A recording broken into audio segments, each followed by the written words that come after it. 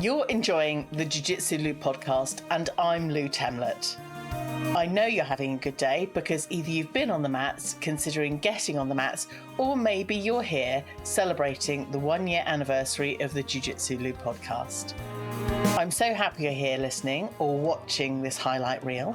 Please don't tap out before the end. I think the conclusion I've come to now is that, and I know it sounds very cliche and people will have told every belt chaser this, but you're the one that's doing jiu-jitsu, not your belt. Play jiu-jitsu, don't fight jiu-jitsu.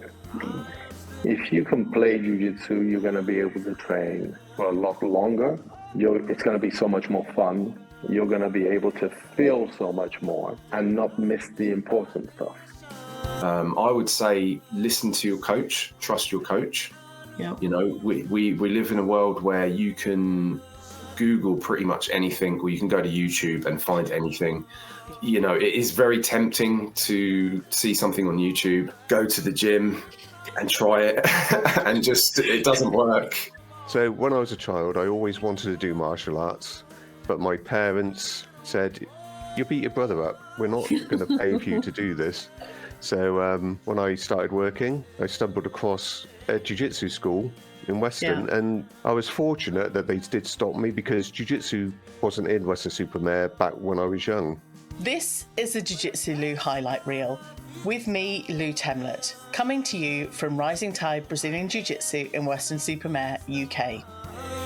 Today we're having a little roundup of the year's events on the show. This maybe not be necessarily female specific, but I think men can feel this too. But I think taking up space, I see it more with the female students, but the male students, some of them also have that feeling of being able to take up space in the practice room or in the gym or the dojo, whatever you want to call it.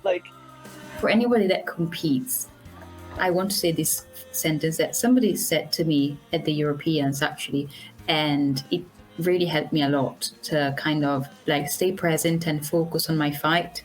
And he told me, remember what you want. So I was like, okay, I am envisioning myself with that medal. It is mine. I want that. I'm going for that. You know, when you go into competition, you don't know if you're going to win or what's going to happen. But I just take it one fight at a time. I'm not a very good loser, but it's the aftermath of that where I beat myself up worse than I ever was going to get beat up. I say there's not a black belt in the world that can beat me up like I can beat up myself. You make it symmetrical, so you tape the other hand as well, and then no one knows it's a weak point, you see? I love that. There's a tip for you. If you have an injury on one side of your body, tape the other side as well. Jiu-Jitsu is giving that to Taylor. It's teaching her discipline, being humble. It's all qualities that you want in a person.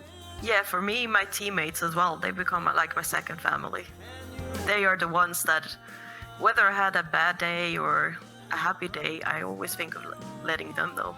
Because that's my safe space and that's my happy place. I find it nice to be in an open mat situation where it's not necessarily as intense as an exercise class, and you don't necessarily have to worry about keeping up or holding people back. I had to do something scary. Oh, I love it. Firstly, congratulations for stepping on the training mats and actually starting Brazilian Jiu-Jitsu.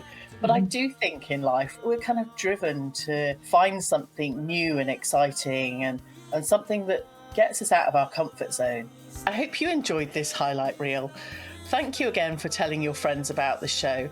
And as soon as this reel ends, I'd love you to sign up and become a guest on the show. Thanks again for being here this year. Submit you on the next open mat of the Jiu Jitsu Lou podcast. I wish. Thanks. I was just a little boy.